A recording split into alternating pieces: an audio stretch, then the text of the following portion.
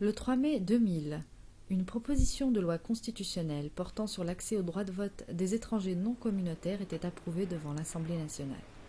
Cependant, elle fut bloquée par le Sénat qui refuse de l'introduire à ses ordres du jour.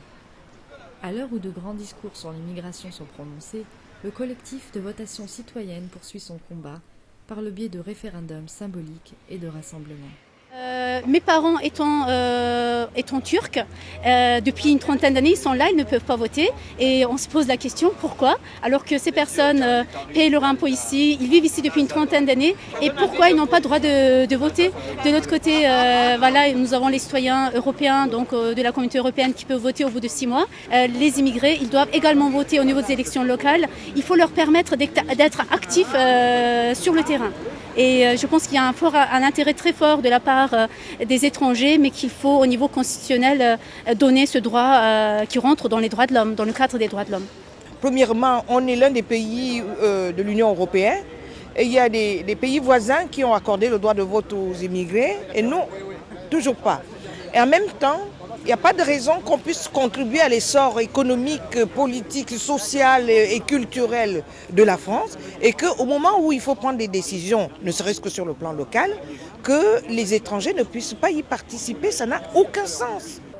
Écoutez, j'ai l'impression qu'on est dans un système bloqué et c'est pour ça qu'aujourd'hui, il est important que tous les citoyens qui habitent dans ce pays aient les mêmes droits. Il n'est pas normal qu'il y ait des droits différents en fonction du pays d'origine. Par rapport au fait qu'aujourd'hui, quelqu'un qui travaille, quelqu'un qui réside dans ce pays, doit pouvoir avoir le droit de s'exprimer. Les gens sont tous égaux devant les impôts, sont tous égaux devant les devoirs, mais avec les droits, il y a des différences. Et ça, c'est pas normal.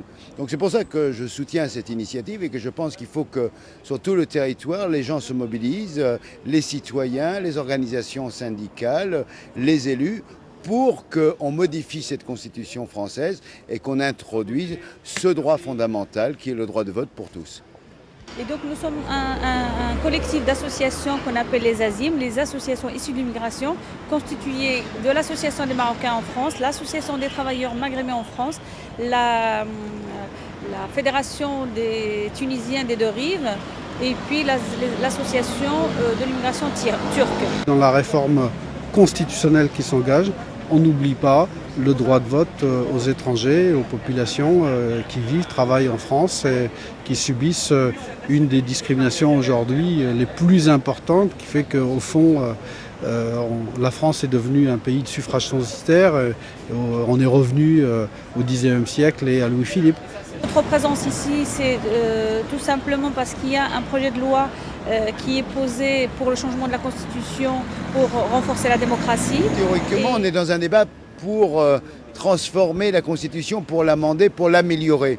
Donc je pense que c'est un moment aujourd'hui important et que cette question est aussi importante, si ce n'est plus, que simplement l'équilibre des pouvoirs entre l'exécutif et le législatif et qu'il faut évidemment améliorer le fonctionnement de la Constitution, mais surtout permettre l'exercice de nouveaux droits à l'ensemble des résidents de ce pays. On ne peut pas avoir des citoyens de deuxième zone dans ce pays, c'est inacceptable et c'est contre les droits fondamentaux de l'homme. La vraie question, c'est est-ce qu'on a une classe politique un peu courageuse, un peu audacieuse et qui se dit finalement je prends le risque, un seul risque, c'est d'être à la hauteur de mes valeurs et à la hauteur de mes principes. Est-ce qu'ils oseront prendre ce risque? S'ils ne le prennent pas, finalement, au fond, ils démontreront qu'ils sont globalement, à droite comme à gauche, relativement lâches sur des questions essentielles pour la cohésion française.